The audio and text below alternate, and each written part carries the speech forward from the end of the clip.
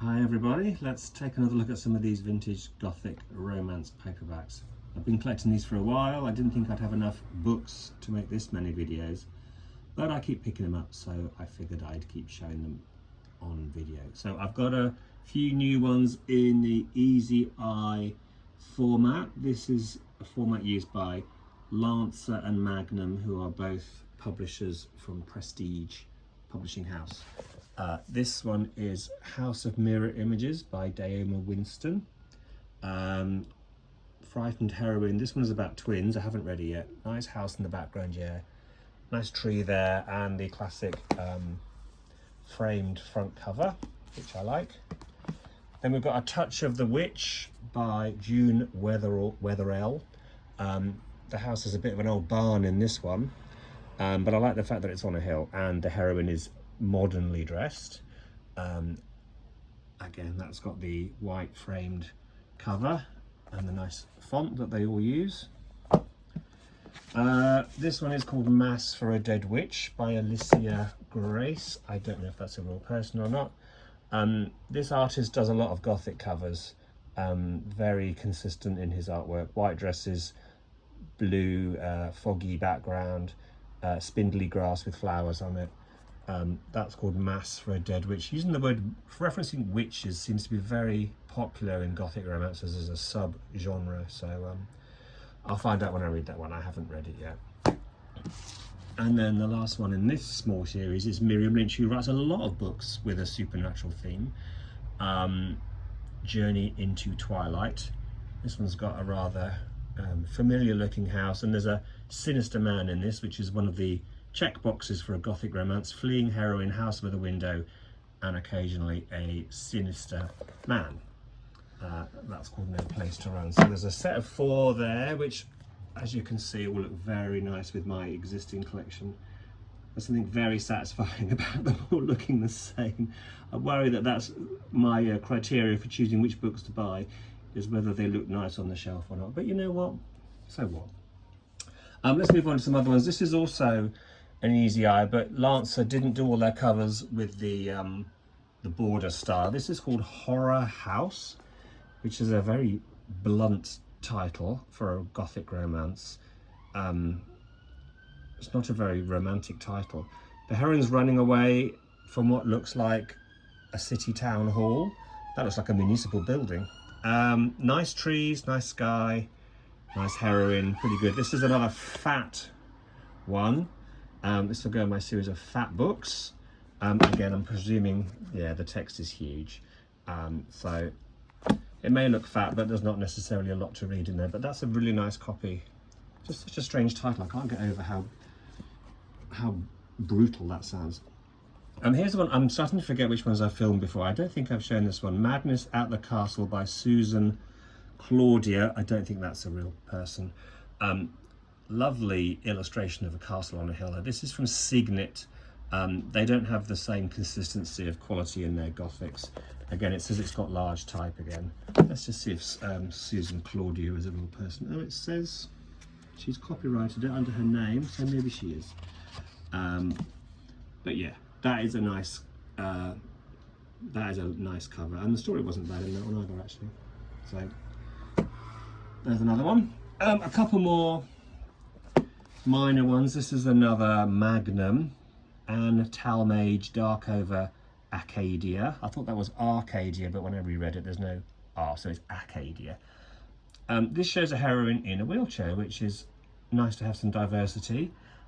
Actually, I've read this, and the heroine isn't in the wheelchair. Her best friend is in a wheelchair, and the heroine's trying to work out what happened to her. So it's a nice illustration. I like the expression of like uncertainty on the model's face there.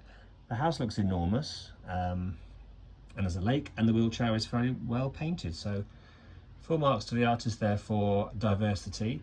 It wasn't a great story. After all that, it wasn't anything special. This is Castle Cliff by Sandra Schulman. This is Paperback Library. I don't buy these very often, but they do have a knack for making some very romantic and evocative images. That looks like it's a ruined house. They don't show ruins very often on these covers, but this is the same artist on that Mass for a Dead Witch. Again, the spindly plants with flowers dotted on them is his trademark. Heroine looked like she's dressed for an evening ball. Nice crow, eagle statue, don't know what that is. The good thing about Paperback Library is they often put a full illustration on the back as well. So I think that's a nice copy, but they are so small. Paperback Library must be the thinnest, smallest novels. Let's see how many pages are in this. It doesn't even reach 160 pages. So you don't get much for your money with Paperback Library, but at least the covers are good. But yeah, that is a tiny, thin book. And one last Magnum Easy Eye. This is called Ghosts of Harrow. This is Willow Davis Roberts, who is a fairly prolific author. I think Willow Davis Roberts is a woman. I can't remember. I think she is. She does teen novels and regular novels as well. A bit rubbed, that one. The surface illustration is a bit rubbed off. This does have a real ghost in it. I've read this one. The house is rubbish in that. And I don't like illustrations where there's like a montage of imagery. I don't like them, but the painting of the girl is very good. Yeah, there was a ghost, but it wasn't a very good story. And then to finish off, just a few of my favourite publisher, which is Queen Size Gothic from Popular Library. This is called House on Gannett's Point by Cynthia Van Hazinga. I've mentioned her before. I've got other books by her and I do like that name. This shows the heroine holding a statue, which is mentioned in the book, beside a house and a lighthouse. I think that is accurate to the story, but it is a really silly story. Typical for these Gothics, it's quite a long book and then everything ends within one paragraph on the last page and everything just falls apart and the heroine is magically saved. So never get your hopes up for good endings in these books. They're just written to pass the time. But that's got a nice house. There's an odd upstairs balcony on that left-hand side there, but a nice illustration. That's actually a very good copy. I don't think that's been read. So yeah, I think this has got Uncle Roger, who's referred to as Uncle Roger throughout the entire book. It's a very, very silly story. Here's a rather grand looking one. Mansion of Deadly Dreams by Grace Corran. I know Grace Corran is a male writer. That is a pseudonym. That is a nice house. Again, I'm not big on these assembled images with a big floating face, but having this ghoulish old granny image is quite effective. And the heroine, she's carrying a suitcase. And the house is quite nice. I'm quite happy with that. Not bad copy, quite a thick one.